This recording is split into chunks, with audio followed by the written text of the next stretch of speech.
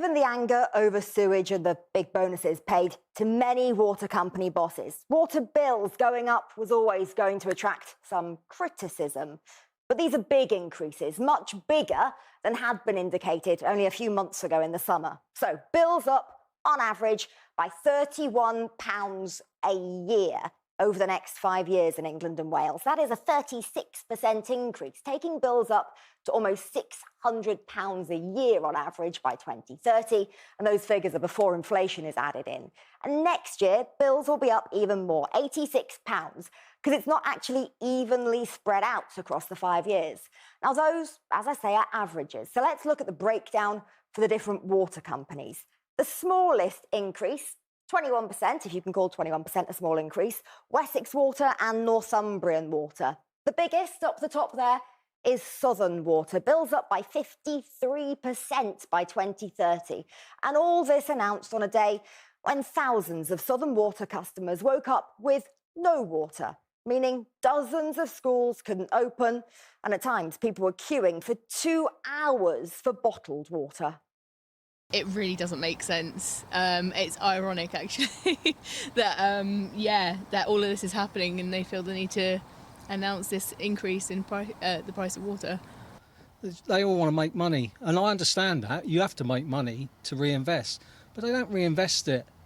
They pay it to all the top dogs.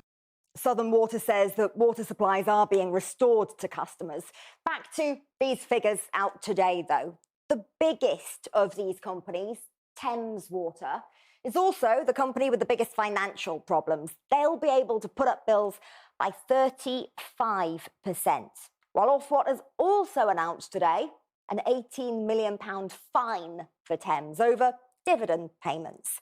Now, these price rises, they are significantly bigger than the figures that were suggested back in the summer. According to Ofwat, it's down to market changes, increased costs and new environmental targets.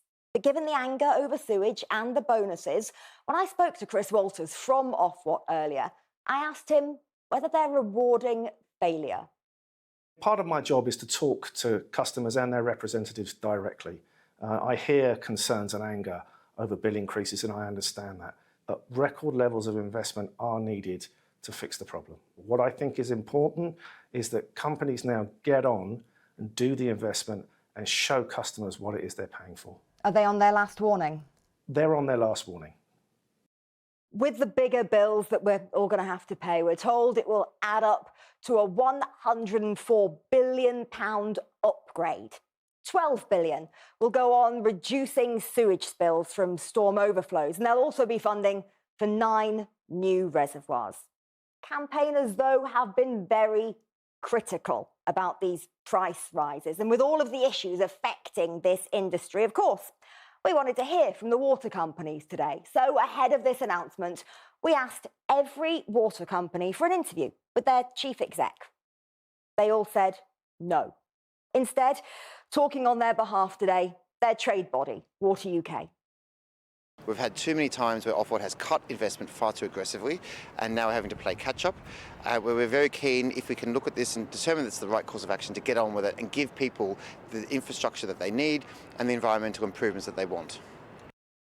Well, as big as these increases are, the water companies had actually asked for more money, and they can appeal. But of course, many campaigners tonight are frankly livid and saying all of this shows the system needs to be completely changed.